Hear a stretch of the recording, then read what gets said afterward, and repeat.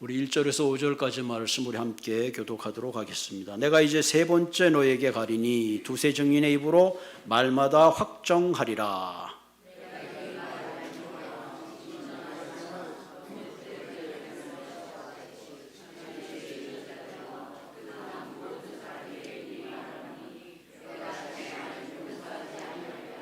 이는 그리스도께서 내 안에서 말씀하시는 증거를 너희가 구함이니 그는 너희에게 대하여 약하지 않고 도리어 너희 안에서 강하시니라.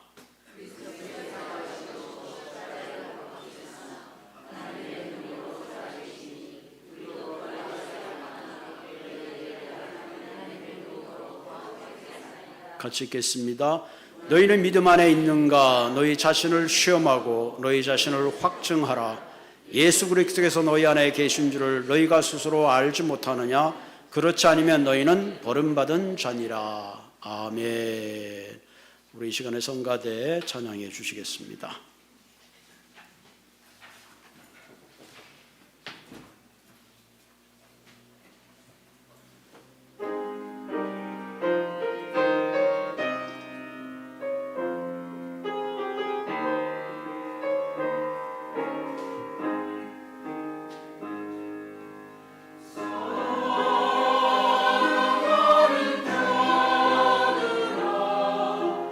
우리가 서로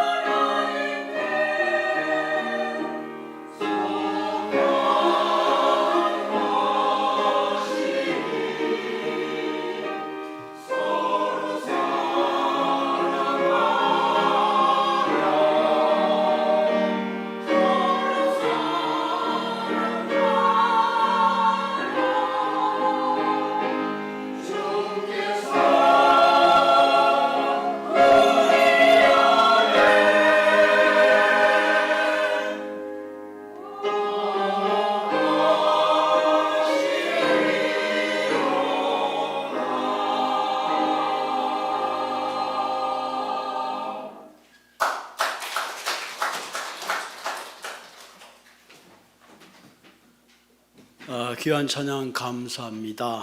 함이 잘 되는 것만 아름다운 것이 아니라 때로는 살짝 부서져도 아름답다는 사실을 오늘 느꼈습니다. 할렐루야. 우리 정장로님 이제 다음 주면은 이제 한국을 가시는데 제가 너무 섭섭해서 가만 앉아 있다가 그 삼행시를 하나 줬어요. 삼행시 알죠? 정해창. 한번 오늘 띄워보세요. 정 그래 보세요. 정만 주고 떠나간 사람아, 해도 너무한다. 창이란 태평양 넘어 창대한 삶을 살기를 기도한다. 아멘. 할렐루야. 우리 정장로님 참 같이 신앙생활하면서 우리 옥선아드가 첫사랑이고 또 마지막 사랑입니다. 다음 25일 날 이제 주일날 출발하시는데 어쨌든 여러분 기도해 주시고 또 언젠가 또 만날 때 늘 기쁜 마음으로 배울기를 바랍니다. 오늘 설교 제목은 중요한 일과 사소한 일이라는 제목으로 함께 나누려고 합니다.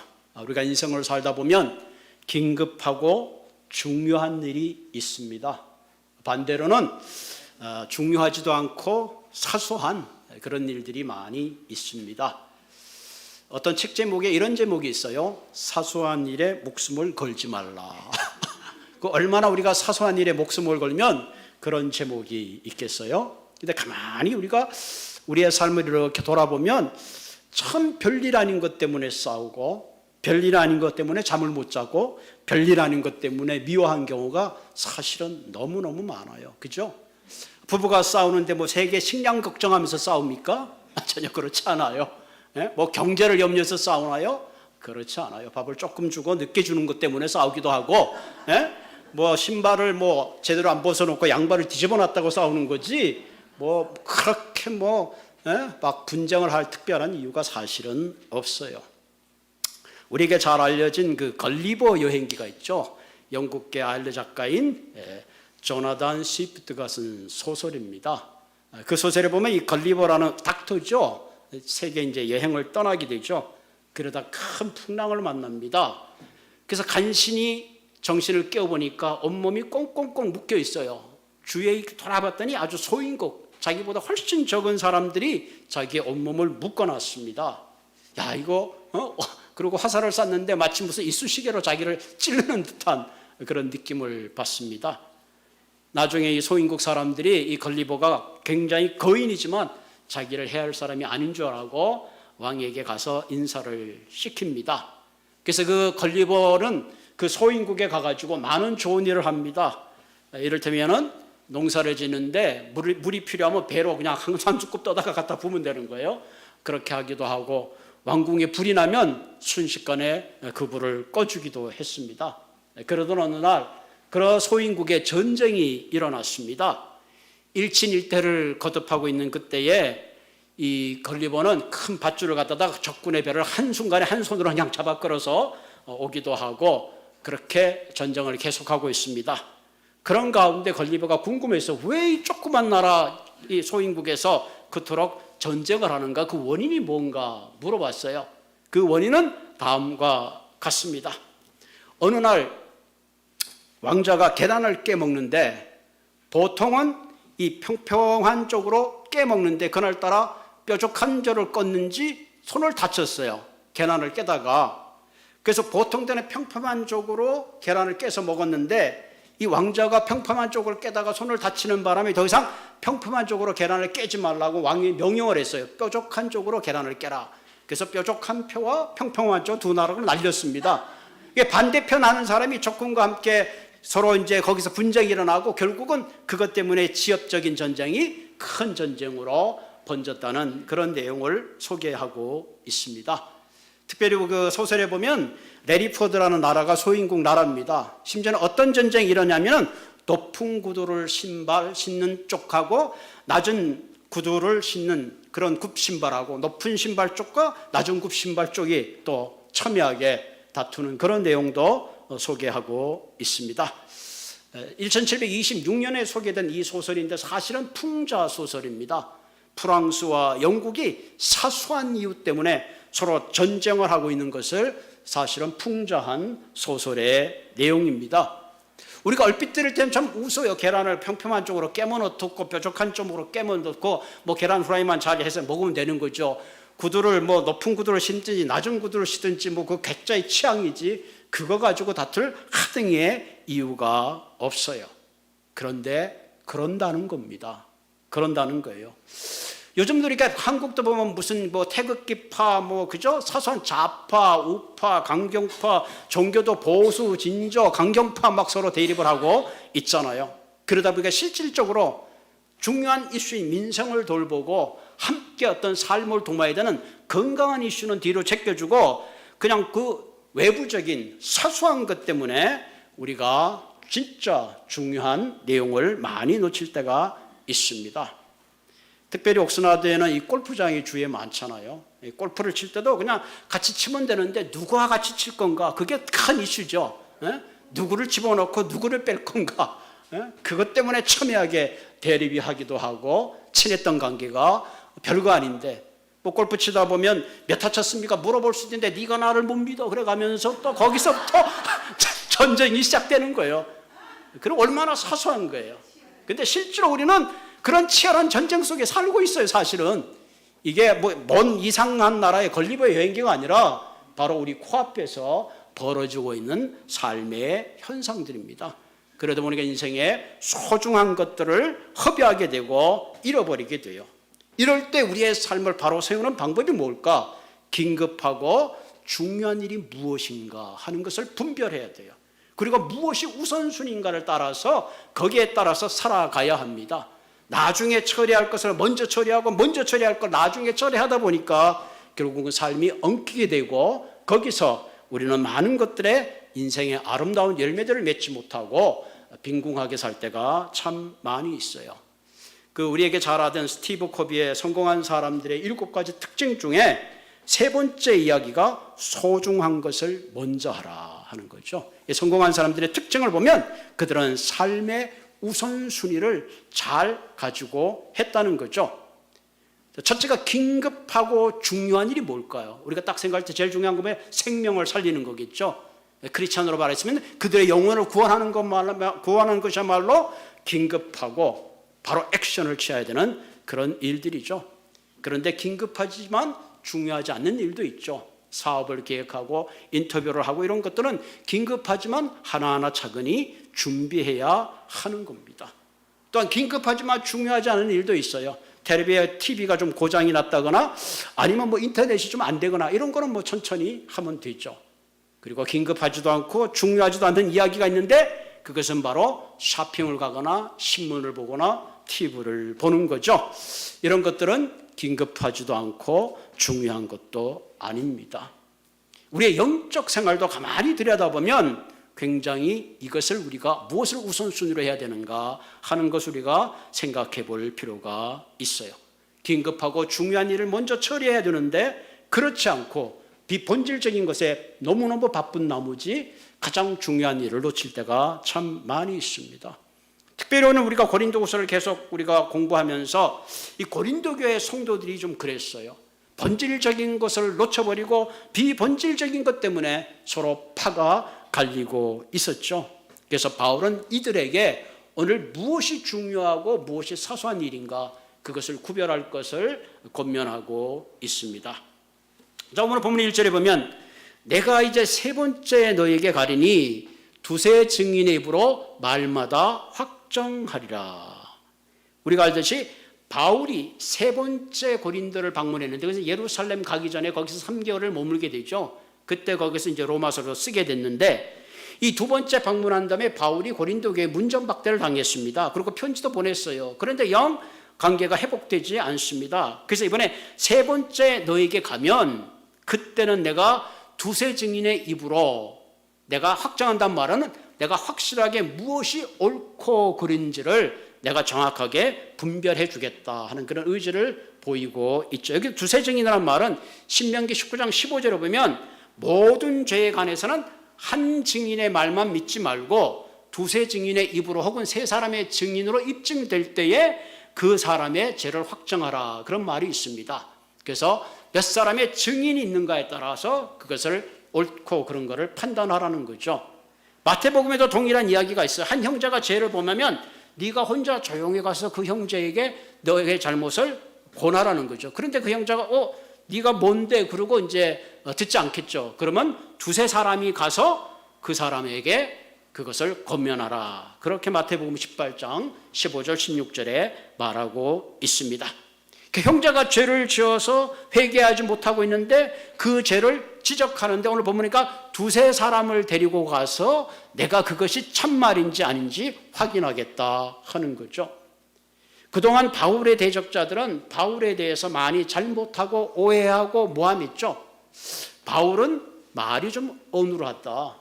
바울이 자기가 사도라고 그러지만 그 사도의 자격을 증명하려는 거죠. 무엇으로 우리가 믿을 수 있겠냐. 심지어 바울은 예루살렘 교회에 그 가뭄이 들었을 때에 공동으로 교회에서 서로의 그 헌금을 가지고 그것을 전해주는데 오히려 그것은 바울이 자기가 중간에서 이익을 챙기고 그것을 자기의 유익을 위한 것이다. 심지어는 지나치게 바울은 교만하다. 이처럼 바울을 인격적으로 모함했습니다. 그러니까 바울은 자신을 인격적으로 모함한 것까지는 참았는데 그로 말미암아 자신이 전하는 그 복음마저 훼손되게 된 거죠. 그래서 내가 세 번째 방문할 때는 내가 더 이상 참지 않겠다. 두세 증인들을 데리고 가서 너희들이 말한 것이 진짜인지 그 진정성을 내가 한번 확인해 보겠다. 그렇게 말합니다. 실제로 여러분 어떤 사람이 있을 때에 완벽한 사람은 없어요. 우리 하는 말이죠. 털어서 먼지 안 나는 사람이 없다고 할 정도로 바울도 완벽한 사람은 아니에요. 분명히 바울에게도 약점은 있었을 겁니다. 우리가 우리 교회 생활을 하다 보면 10번 잘해도 한 번 잘못하면 그것이 이야기거리가 되고 그것이 가십거리가 되는 것을 우리가 종종 느끼게 되죠. 그래서 결국은 오해가 되고 결국은 리더십이 흔들리는 경우를 종종 경험하게 됩니다. 그래서 바울은 자신을 대적한 대적자들뿐만 아니라 결국은 그로 말미암아 고린도 성도들이 영적으로 성장해야 되는데 비본질적인 문제 때문에 자신들의 영적 생활마저 큰 장애가 되는 것에 대해서 심히 염려했습니다. 그래서 고린도 후서 12장 19절에는 바울이 이렇게 말합니다. 사랑하는 자들아, 이 모든 것은 너희의 덕을 세우기 위함이다. 너희들이 엇빛 들을 때는 내가 내 자신을 변호하고 변명하는 것 같이 들리지만 사실은 나의 본래의 마음은 너희들의 덕을 세운다 하는 거죠. 덕을 세운다는 말은 무너진 터전을 바로 세우고 영적으로 회복하기 위함이다. 그런 뜻을 포함하고 있죠. 오늘 우리 모두는 예수 그리스도를 믿는 자녀로서 정말로 우리가 추구해야 된 본질적인 것이 정말로 무엇일까? 한마디로 우리가 추구해야 될 본질적인 것은 바로 예수 그리스도입니다. 왜? 예수 그리스도 안에 진리가 있고 부활의 소망이 있고 능력이 있고 천국에 대한 소망이 예수 그리스도로부터 오기 때문에 그렇습니다. 그러므로 우리가 추구해야 될 본질 중에 본질은 저와 여러분들이 한 사람 한 사람이 매순간 그리스도의 인격 가운데 잡히고 그분을 만나며 그분과 동행하며 그분과 함께 살아가는 것이 그 어떤 것보다 가장 본질적인 이슈가 되어야 된다는 사실입니다. 그럼 우리가 비본질적인 걸 옆으로 하고 본질적인 삶을 살기 위해서는 다음 세 가지를 점검해 볼 필요가 있습니다. 그중에 우리가 가장 점검해야 될 문제가 죄의 문제입니다. 죄의 문제를 해결해야 합니다. 자, 고린도 성도들이 본질적으로 돌아오기 위해서는 1차적으로 그들이 처리해야 될 문제가 있었는데 그것은 바로 죄의 문제를 해결해야 합니다. 죄의 문제를 해결해야지만이 그리스도 안에서 진정한 회복이 일어날 수가 있기 때문에 그렇습니다. 본문 2절에 보면 내가 미리 말하였거니와 지금 떠나 있으나 두 번째 대면했을 때와 같이 전에 죄 지은 자들과 그 남은 모든 사람에게 미리 말하노니 내가 다시 가면 용서하지 않으리라. 바울이 사랑의 사도 바울이 이런 말을 했어요. 내가 다시 가면 용서하지 않겠다. 무엇을? 죄 짓는 자들과 그와 함께한 사람들에게 내가 미리 경고하는데 내가 이번에 세 번째 가면 내가 그들을 용서하지 않겠다. 실로 너무 강력한 어조죠. 이 말은 2차 방문했을 때 너희들이 나를 문전박대해서 내가 이제는 그것을 원수를 갚겠다는 뜻이 아니라 죄 지은 것에 용서하지 않겠다. 바울이 이처럼 강력하게 말한 이유가 뭘까요? 우리가 생각할 때 기독교는 용서의 종교요, 품어주는 종교요, 용납의 종교요, 사랑의 종교입니다. 그럼에도 불구하고 바울이 이처럼 화가 난 이유는 죄를 품고는 결코 본질적으로 사랑으로 돌아온다는 자체가 힘들기 때문에 그렇습니다. 그래서 죄의 문제를 반드시 해결해야 되기 때문에 내가 가면 다시는 용서하지 않겠다. 그렇게 지금 강력하게 표현을 하고 있습니다. 보통 우리가 어떤 병에 걸리면 보통 이제 약을 먹고 치료를 합니다. 약을 먹고 치료를 하지 않아도 어떻게 돼요? 그러면 이제 뭐 엑스레이도 찍고 여러 가지 MRI도 하고 뭐 CT 촬영도 하고 결국적으로는 어떤 마지막 경우에는 수술을 해서 그 함부를 도려내게 됩니다. 우리가 암을 치료하는 과정도 동일하죠. 암이 발견하게 되면 어떻게 돼요? 약물 치료도 하고 방사선수람도 하고 결국은 맨 마지막에 한 단계가 뭐죠? 암세포를 돌려내야 합니다. 그래야지 건강한 세포가 살기 때문에 그래요. 그걸 그대로 놔두면 결국은 그 암세포가 건강한 세포까지 번지게 되고 결국은 생명을 위태롭게 하는 거예요. 그러니까 암 환자에게 칼을 대고 그 암 환자의 암을 도려내는 것은 오히려 그 사람을 아프게 하는 것이 아니라 그 사람을 살리는 행위죠. 그것이 결국은 환자도 살고 건강하게 하고 공동체를 아름답게 하게 되는 거죠. 그런 의미에서 우리는 죄의 문제에 대해서 우리는 철저하게 다루어야 합니다. 죄는 결국 내 자신을 공경에 처하고 절망에 빠뜨릴 뿐만 아니라 결국은 주위의 공동체를 오염시킬 수밖에 없습니다. 휴스턴에는 아주 유명한 암병원이 있다고 합니다. 그 암병원이 왜 그렇게 유명한가 했더니 암 주위에 있는 세포들을 철저하게 도려낸다는 거예요. 여러분, 우리가 죄를 발견하면 그대로 품는 것이 아니라 바로 잘라내야 합니다. 그래서 바울은 내가 세 번째 너희를 방문하면 너희 죄를 그대로 묵혀두는 게 아니라 두세 증인을 통해서 철저하게 잘못을 가려내고 그것을 도려내겠다. 왜? 그것이 그리스도 안의 공동체를 살리는 유일한 길이고 너희들이 사는 길이기 때문에 내가 가면 용서하지 않겠다. 그렇게 단호하게 이야기하는 것을 볼 수가 있습니다. 요서 7장 1절에서 10절에 보면 한 사람은 아간의 범죄에 대한 이야기가 나옵니다. 이스라엘 백성이 철옹성 같은 여리고성을 무너뜨렸습니다. 얼마나 하나님의 은혜 가운데 여리고성이 무너졌으니까 얼마나 지금 막 모든 백성들이 기세가 등등했습니까? 그래서 철옹성 같지는 않고 여리고성에 비하면 별 성도 아니에요. 그래서 거기가 바로 아이성입니다. 그래서 여러 백성이 갈 곳 없다. 한 3,000명이면 충분히 우리가 이길 수 있다. 3,000명의 부대가 갔는데 한순간에 다 패배하고 돌아왔어요. 성경에 보면 온 백성의 마음이 녹았다 그럽니다. 여호수아가 하나님께 기도합니다. 하나님 어떻게 됩니까? 철옹성 같은 여리고성도 이기게 하시는 하나님이 그거 10분의 1도 안 되는 아이성을 우리가 패배했습니다. 도대체 이유가 뭡니까? 이 소식이 주위에 펼쳐진다면 우리의 가나안 정복은 물 건너간 거 아닙니까? 그리고 하나님께 기도했습니다. 그때 하나님이 말합니다. 그 이유는 너희가 내게 범죄했기 때문에 그렇다. 내가 취하지 말라는 물건을 너희들이 숨기고 탐했기 때문에 그랬다.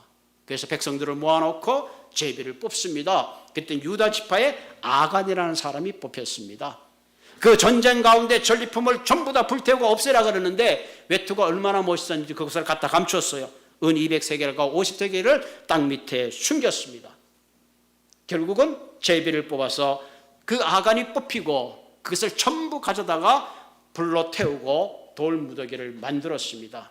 바로 그 골짜기를 우리가 아는 대로 아골 골짜기라고 지금도 부르고 있습니다. 한 사람의 범죄로 말미암아 공동체가 가장 중요한 전쟁에서 쉽지 않은 어처구니 없는 일이 발생했습니다. 이 말은 뭐예요? 그만큼 죄의 심각성이 얼마나 우리들에게 지대한 영향을 미치고 있는가 하는 것을 성경은 우리에게 이야기하고 있습니다. 오늘 우리의 많은 사람들은 죄의 문제를 심각하게 생각지 못합니다. 무조건 품고 사랑하면 된다고 이야기합니다. 심지어는 설교단에서 뭐 죄에 대한, 죄인에 대한 얘기하는 걸 별로 기쁘게 생각지 않아요. 그래서 요즘은 죄라는 단어 대신에 뭐라 그래서 상처를 받았다. 상처를 받았다는 얘기는 나도 동일한 피해자다. 그런 얘기를 하죠. 뭐가 성적으로 잘못된 것도 그냥 죄로 치부하기보다 성적 취향이 그렇다. 로맨스란 말로 대신하기도 합니다. 도둑질한 말도 어떤 사람이 이렇게 말이죠. 비법적인 태도로 남의 물건을 소유했다. 그런다고 도둑이 도둑질 아니에요? 도둑놈은 도둑놈이죠. 뭐 노사의 노래처럼 우리는 이거 간다 그래도 늙어가는 건 어쩔 수 없는 현실이잖아요. 하나님은 거룩한 분이세요. 어떤 경우에든 사랑이 하나님이지만 죄에 대해서는 단호합니다. 우리가 하나님의 사랑을 얘기한다면 반드시 하나님의 공의를 이야기해야 돼요. 하나님의 공의를, 거룩한 걸 이해하지 못하면 진정한 사랑의 의미를 깨닫지 못합니다. 하나님은 공의의 하나님이기 때문에 죄를 차마 그냥 넘어갈 수 없기 때문에 그가 취하신 행동은 그의 독생자 아들을 죗값으로 십자가에 죽게 하신 겁니다. 그렇기 때문에 우리는 이 예수 그리스도의 죽음, 그 구원을, 진정 그 사랑을 안다면 죄에 대해서는 단호해야 합니다. 하나님의 독생자 예수 그리스도가 십자가에서 피를 흘리시고 그 피로 말미암아 우리가 죄를 덮어주시고 사해줬다면, 그렇기 때문에 우리가 본질적인 문제로 돌아가기 위해서는 반드시 우리가 해결해야 될 문제가 있는데 바로 죄의 문제입니다. 하나님이 죄에 대해서 얼마나 철저했습니까? 창세기 보면 아담과 하와예요. 하나님이 직접 만드신 거예요, 아담을. 하와가 잠들 때, 아담이 잠들 때 그 갈비뼈로 하와를 만들었어요. 다른 어떤 것보다도 애정이 있었어요. 그 아담과 하와를 에덴의 동산에서 쫓아내신 분이 하나님이에요. 쫓겨난 아담과 하와가 자신의 죄들을 감당하지 못했으니까 결국은 그들이 해결할 길이 없어서 하나님이 직접 나서신 사건이 바로 성육시 되신 예수 그리스도를 통해서 십자가에서 그 죄의 문제를 처리하신 것입니다. 그렇기 때문에 한 사람 한 사람은 예수님 앞에 나와서 나의 죄짐을 내려놓아야 합니다. 그래서 십자가 앞에서 나의 죄의 문제를 해결하기 전까지는 우리가 그리스도 안에 본질적 삶으로 돌아간다는 것은 참으로 어려운 일입니다. 그래서 요한일서 1장 8절 9절에 뭐라고 그랬어요? 만일 우리가 죄 없다 하면 스스로 속이고 또 진리가 우리 속에 있지 아니할 것이요, 만일 우리가 죄를 자백하면 저는 미쁘시고 의로우사, 미쁘시고 의롭단 말이야. 사랑이 있고 공의로우사 우리의 죄를 사하시면 모든 불의에서 우리를 깨끗하게 하실 것이다 하는 거죠. 그래서 바로 고린도 교인을 향하여 너희들이 이 죄에 대해서 단호하게 하나님께 회개하고 돌아오지 않고는 결코 너희들이 본질적으로 돌아갈 수 없다, 내가 용서하지 않겠다는 말을 지금 하고 있습니다. 두 번째, 우리가 본질로 돌아가기 위해서는 능력의 원천이 어디서 오는지 깨달아야 합니다.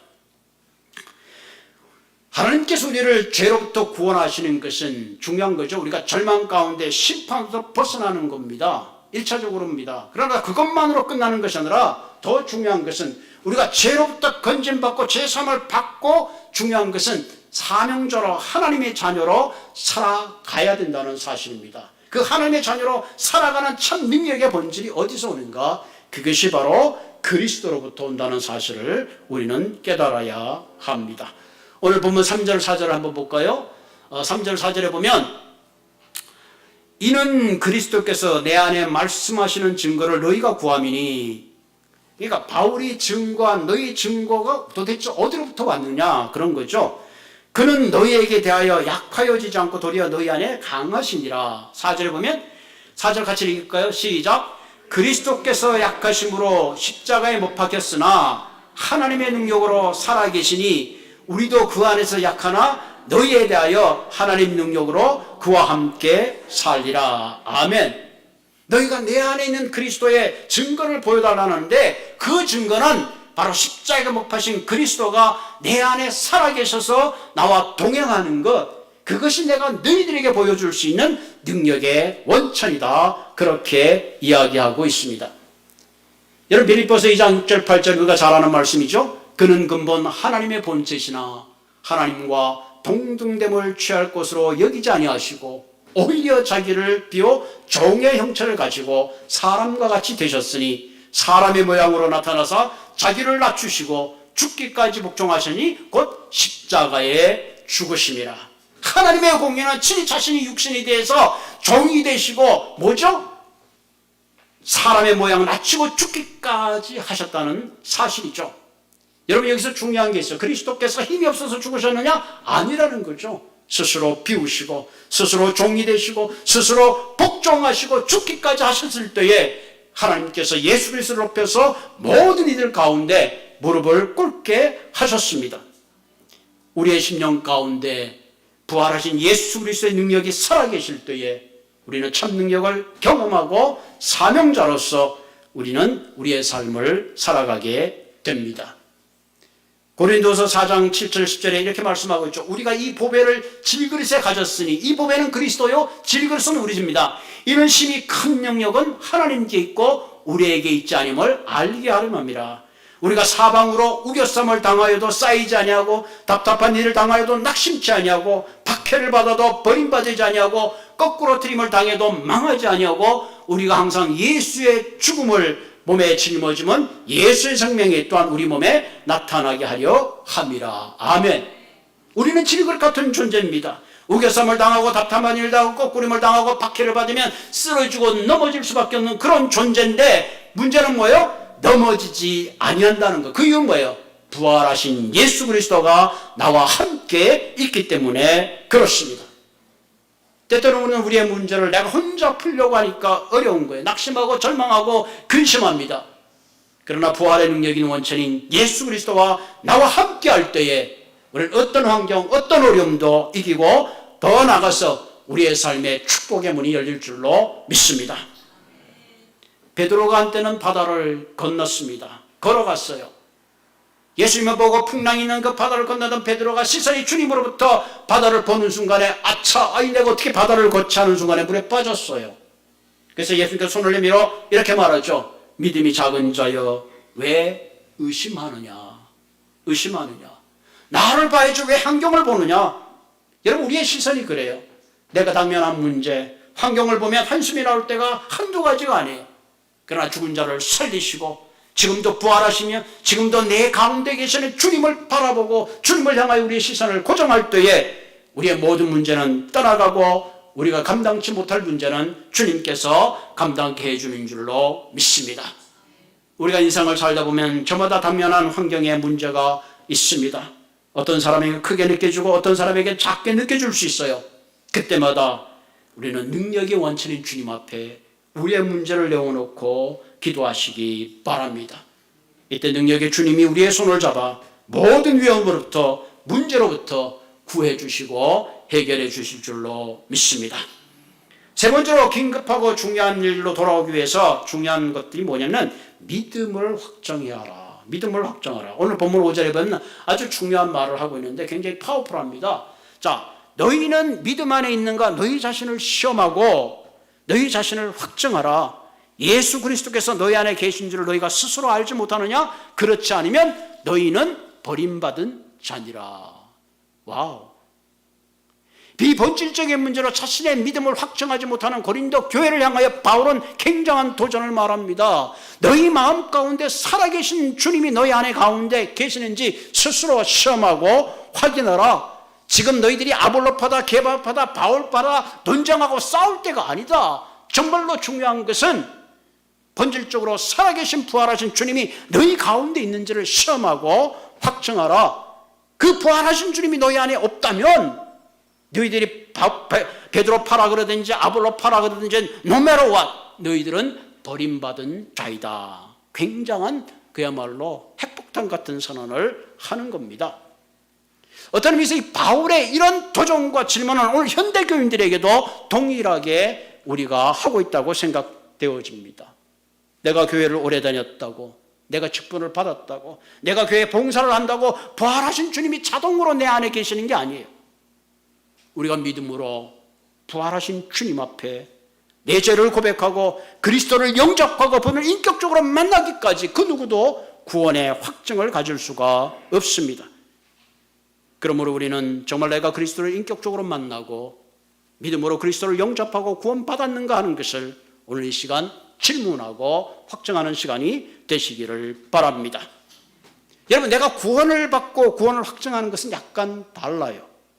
우리가 구원을 받는 것은 믿음으로 말미암아 주님께서 내 죄를 십자가에 다 도말하시고 나를 구원하시고 하나님의 자녀 삼아주신 거죠. 그래서 이거 구원을 선물이라 그럽니다. 은혜라 그럽니다. 구원의 확증이란 말은 그런 은혜로 구원받은 내가 이제는 하나님의 백성답게 살아가야 된다는 사실입니다. 예를 들면 어떤 죄수가 감옥에 있는데, 여러분 가끔 뭐 강복절이나 특별 사면으로 사면장이 오잖아요. 이제 당신의 죄가 이제 다 없으니까 사면합니다. 그런 사면장을 받습니다. 만약에 감옥에 있는 죄수가 그 사면장을 받고도 내가 뭐 감옥을 나가나 그냥 감옥에서 살지, 그러면 그 사면장은 아무런 의미가 없어요. 사면장을 받았으면 이제 사면장을 받아주고 감옥에서 나와서 이젠 자유로운 몸으로 살아야 되지, 진정한 의미의 사면장이 있는 거죠. 마찬가지로 우리가 그리스도의 사랑 가운데 놀라운 십자가의 은혜로 구원을 받고 하나님의 자녀가 되어 천국의 소망을 품고 산다면 적어도 이제는 더 이상 죄 가운데 사는 것이 아니라 하나님의 자녀 가운데로 가야 됩니다.